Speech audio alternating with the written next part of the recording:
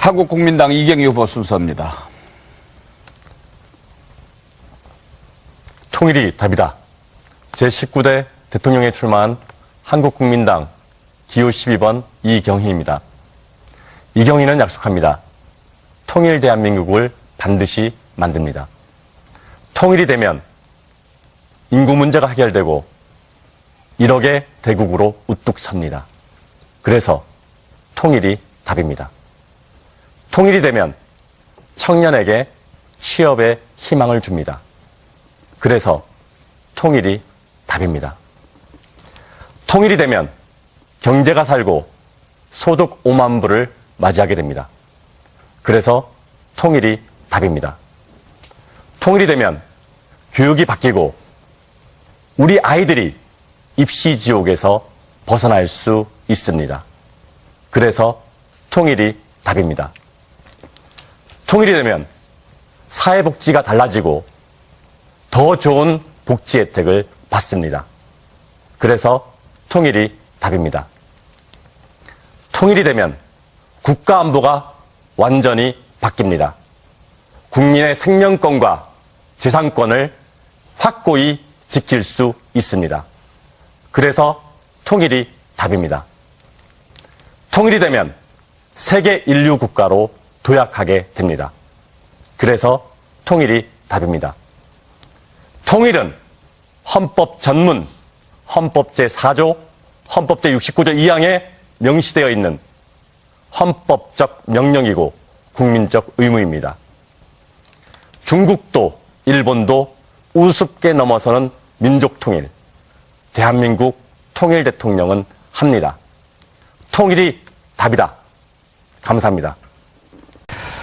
네, 모두 9분의 기조연설을 잘 들었습니다. 이제 본격적으로 토론에 들어갈 텐데요. 다시 한번 말씀드리지만 정치 분야 그리고 경제 분야에 관한 공통 질문에 대한 답변을 듣고 그리고 자유 토론을 하도록 하겠습니다. 모두 앞에 자신의 시간이 남아있는 것을 확인해 주시고 적절하게 시간을 안배 잘 해주시기 바랍니다. 먼저 사회자 공통 질문입니다. 국제사회의 거듭된 경고에도 불구하고 북한은 여전히 미사일 도발을 강행하고 또 6차 핵실험을 공언하고 있습니다. 이런 상황에서 우리의 안보와 대북 외교 정책은 어떤 방향으로 가야 한다고 생각하시는지, 그리고 검찰, 청와대, 국정원 등 여러 권력기관의 개혁과 선거제도, 개헌, 이런 권력구조 개편에 대한 요구도 큰데요. 정치 외교 분야의 방향을 제시해 주시기 바랍니다. 듣고 있습니다. 한국국민당 이경유 후보 답변해 주시죠. 예, 지금 그 북핵으로 인해서 안보 위기에 있습니다. 지금 현재는 북한이 핵을 개발하고 그리고 북핵으로 인해서 우리 국민들의 생명권과 재산권이 위협을 받고 있기 때문에 최후의 수단으로서 사드 배치를 해야 합니다. 그러면서 여기서 멈추면 안 됩니다.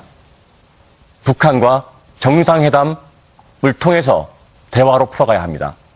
언제까지 대결을 70년 해온 이 과정을 앞으로 더 가야 되겠습니까? 남북 정상회담을 통해서, 당국자 회담을 통해서, 대화를 통해서 북핵 문제를 해결해 가야 합니다. 또한 북한이 대화에 협조하지 않을 수도 있다는 전제하에서 우리의 국방력과 그리고 경제력을 계속해서 키워가야 합니다. 우리의 경제력과 국방력이 커지면 북한이 생존을 위해서라도 협상 테이블에 나올 수밖에 없고 통일을 하는 것이 북한에도 도움이 된다고 생각할 수 있습니다. 우리는 정신 똑바로 차리고 우리의 경제력과 국방력을 확고하게 키워가야 합니다. 그리고 권력구조 개편에 대해서 말씀드리겠습니다.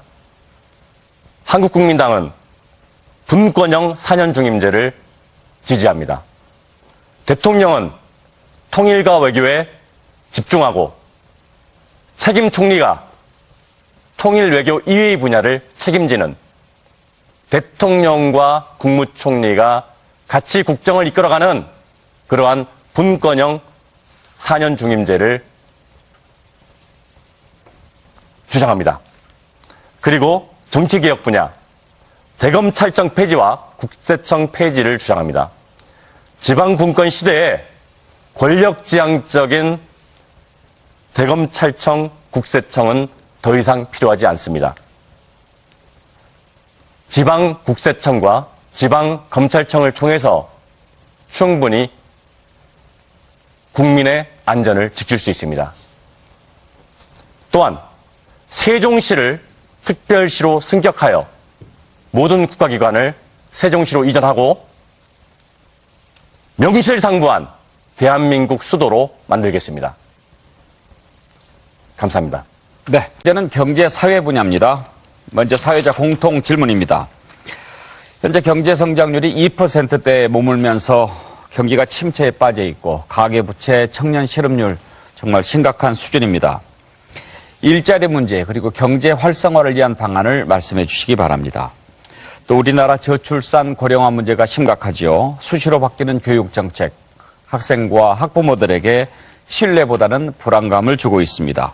복지와 교육 정책의 구체적인 추진 방안도 아울러 말씀해 주시기 바랍니다. 네, 한국국민당 이경희 후보 답변해 주시죠. 예, 지금 그 경제 정책은 지금 대기업 그리고 중소기업, 자영업자, 정부의 역할 분담을 통해서 경제를 살려야 됩니다. 지금은 좌우가 분열돼서 그리고 보수와 진보가 분열돼서 경제를 침체시키는 정책을 쓰고 있습니다. 대기업은 글로벌 경영을 통해서 국부를 창출해 줘야 합니다. 정부가 지원해 줘야 합니다. 중소기업은 내수시장을 살리는 역할을 해야 됩니다. 세제 혜택과 그리고 금융 혜택을 줘야 됩니다. 자영업자들은 소득을 많이 올릴 수 있도록 정부에서 세제 혜택을 주고 금융 지원을 해줘야 합니다. 이렇게 될 때 일자리는 자연스럽게 많아질 것이고 경제는 활성화됩니다. 공공일자리 80만 개 한다? 국민 세금으로 해야 됩니다. 이거는 악순환적 경제 정책입니다. 선순환의 경제 활성화를 시켜서 양질의 일자리를 창출해야 합니다. 지금 대한민국은 인구 쓰나미가 오고 있습니다. 교실이 비어가고 있습니다. 학생 숫자는 해를 거듭할수록 줄어들고 있습니다. 우리는 여기 도표를 좀 잡아주십시오. 셋째 아이를 낳으면 5천만 원의 출산장려금 그리고 넷째 아이서부터는 1억 원의 출산장려금을 주려고 합니다. 이 예산은 지금 2015년 출생아 수가 셋째 아이는 3만 7천 명, 넷째 아이는 5,300명에 불과합니다. 그러면 연간 소요액은 2조 3천억이면 충분히 셋째 아이 5천만 원, 넷째 아이 1억 원의 출산장려금을 줘도 충분히 우리 경제의 범위에서 예산을 쓸 수 있습니다. 그리고 다출산 가구가 지금 주거가 상당히 부실합니다. 자, 셋째 아이 출산하면 24평 아파트를, 그리고 넷째 아이 33평, 다섯째 아이는 42평 아파트를 막내 자녀가 성인이 될 때까지 무상임대 하겠습니다. 이 예산은 구축하는데 6조 4천억이 들죠. 근데 이것은 국가가 소유하는 것입니다. 지속 가능합니다. 청년 정책으로 청년청을 설치해서 청년의 일자리를 돕겠습니다. 그리고 군 전역 시 전역 수당을 600만 원 지불하려고 합니다. 이 또한 일시적인 한 번에 끝나는 복지 정책이기 때문에 지속 가능한 복지 정책입니다. 청년 복지 카드를 도입해서 청년 복지비를 매월 100만 원씩 지급하겠습니다. 청년들이 주거비 그리고 교육비, 생활비 쓸 수 있어야 됩니다. 이것 또한 취업 후에 전액 상환해야 됩니다. 지속 가능한 복지 정책입니다. 군 복무 기간을 16개월로 단축하겠습니다. 이상으로 경제 활성화와 그리고 출산 정책 그리고 청년 정책을 말씀드렸습니다. 통일이 답이다. 이경입니다. 네. 그렇기 때문에 네. 국가에서 지금 20년 동안 해결하지 못한 저출산 대책에 대해서 제가 좀 말씀을 드리겠습니다. 우리 한국국민당은 지금 임신 출산에 대한 의료비를 전액 지원하려고 합니다. 그리고 출산 장려금을 지급하려고 합니다. 셋째 아이서부터요. 그리고 셋째 아이서부터 24평 아파트, 넷째 아이일 때 33평, 그리고 다섯째 아이 이상은 42평 아파트를 막내 자녀가 성인이 될 때까지 무상 임대하려고 합니다. 그래서 지금 또한 0에서 7세까지 국가에서 보육과 교육을 책임지겠습니다. 지금 실질적인 정책으로 저출산 대책을 정책으로 풀어야 되지만 현재의 기존 여야 정치권은 해결하지 못하고 있습니다. 네, 이경규예요. 마지막으로 그동안 토론에서 하지 못했던 말씀. 꼭 이것만은 하고 싶다. 우리 당은 꼭 이 정책만큼은 강조하고 싶다 하는 부분이 있으면 매진말을 통해서 밝혀주시면 되겠습니다. 이제 순서에 따라서 한국국민당 이경희 후보부터 시작하겠습니다. 시간은 1분씩입니다. 통일이 답이다. 이경희입니다. 1989년 봄 충청도에서 자란 17살 소년이 있었습니다. 그 소년은 분단 현실에 분단의 아픔을 가슴에 새기면서 민족 통일의 꿈을 키웠습니다.